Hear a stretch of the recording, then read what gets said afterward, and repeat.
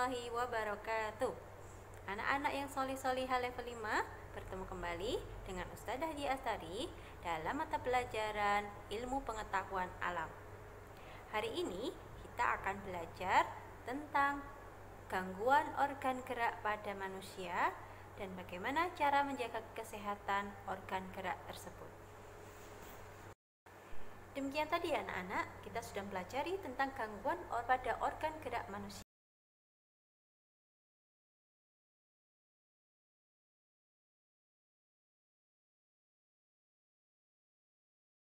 Kita akan belajar tentang gangguan alat gerak manusia dan cara menjaga kesehatan alat gerak tersebut. Kita masuk ke tema 1, subtema 3, lingkungan dan manfaatnya. Tujuan pembelajaran kita hari ini yaitu dengan mengamati gambar, siswa dapat mengidentifikasi jenis gangguan pada organ gerak. Yang kedua, dengan mendengarkan penjelasan guru dan pengamatan, siswa dapat menjaga kesehatan anggota gerak. Hikmah Al-Quran dari pelajaran kita hari ini dapat kita lihat pada Quran Surat Yasin ayat 78 dan 79. Siapakah yang dapat menghidupkan tulang belulang yang telah hancur luluh? Katakanlah, ia akan dihidupkan oleh Tuhan yang menciptakannya kali pertama, dan Dia Maha mengetahui tentang segala makhluk.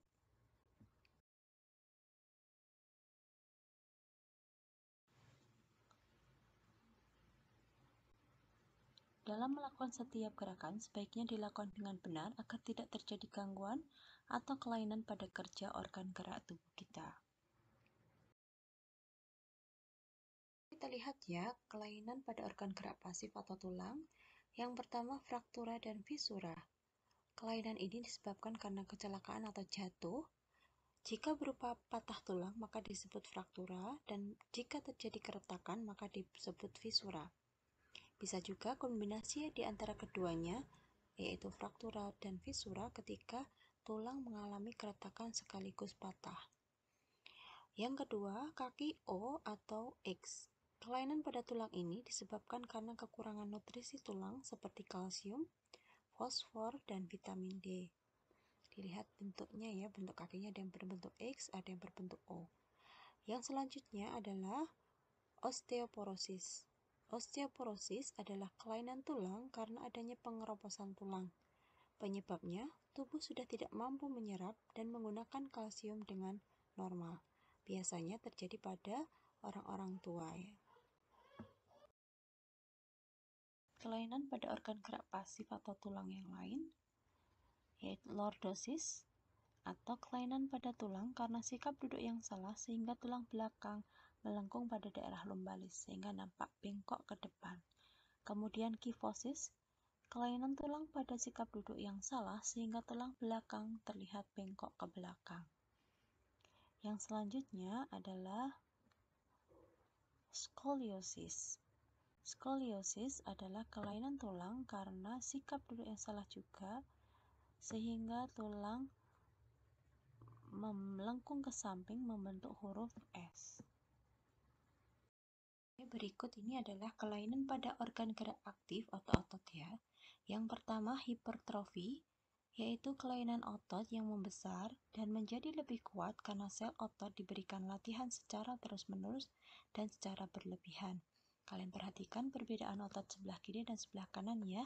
Yang di sebelah kiri lebih besar dibandingkan otot di sebelah kanan. Yang kedua, atrofi, yaitu kelainan otot yang mengecil, lemah, fungsi otot menurun, disebabkan oleh penyakit polimielitis yang merusak sel saraf pada otot. Contoh kelainan pada organ gerak aktif atau otot diantaranya yaitu stiff atau kaku leher. Stiff atau kaku leher adalah kelainan otot karena adanya peradangan otot trapezius leher akibat gerakan yang menghentak atau tiba-tiba. Sedangkan tetanus adalah kelainan otot yang disebabkan oleh infeksi bakteri Clostridium tetani. Tetanus menyebabkan otot menjadi kejang-kejang. Bagaimana ya agar tulang dan otot kita sehat? Apa saja yang perlu kita lakukan?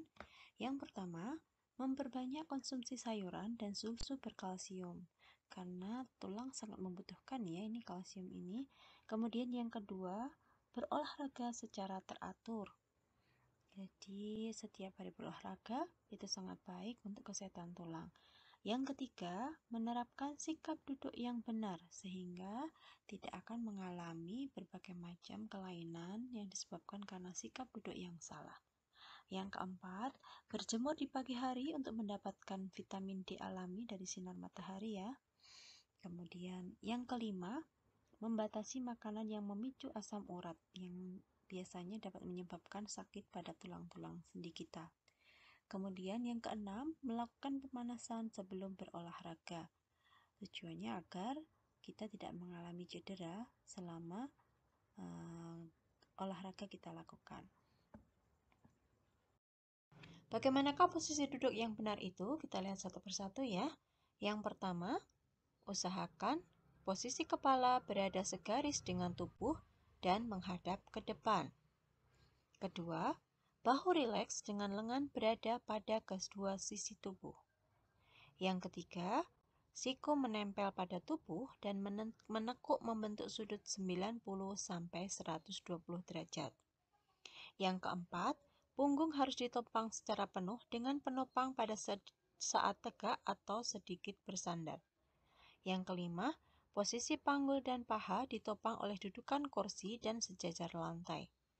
Yang keenam, lutut setinggi panggul membentuk sudut 90 derajat. Kalian perhatikan gambar ya, yang di sebelah kiri posisi duduk yang salah sehingga menyebabkan sakit di bagian bahu dan leher. Kemudian sebelah kanan adalah posisi duduk yang tepat sehingga enak di badan. Oke, sekarang perhatikan tugas kalian hari ini ya anak-anak. Yang pertama, amati seorang nenek atau kakek di lingkungan kalian. Kemudian pertanyaannya, menurut kalian, penyakit tulang apa saja yang sering dialami oleh nenek atau kakek tersebut? Yang kedua, sebelum berolahraga, biasanya kita harus pemanasan terlebih dahulu. Pertanyaannya, mengapa kita harus melakukan pemanasan sebelum berolahraga? Kemudian yang ketiga, leher akan mengalami tengeng atau tidak bisa menoleh karena salah posisi tidur. Nah, sekarang bagaimana posisi tidur yang tepat agar tidak mengalami tengeng atau sakit leher? Demikian tadi ya anak-anak, kita sudah pelajari tentang gangguan pada organ gerak manusia dan bagaimana cara kita menjaga kesehatan organ gerak tersebut. Insya Allah kita akan bertemu kembali pada pekan ke depan pada materi yang selanjutnya. Kita tutup pelajaran kita hari ini. Alhamdulillahirrabbilalamin. Wassalamualaikum warahmatullahi wabarakatuh.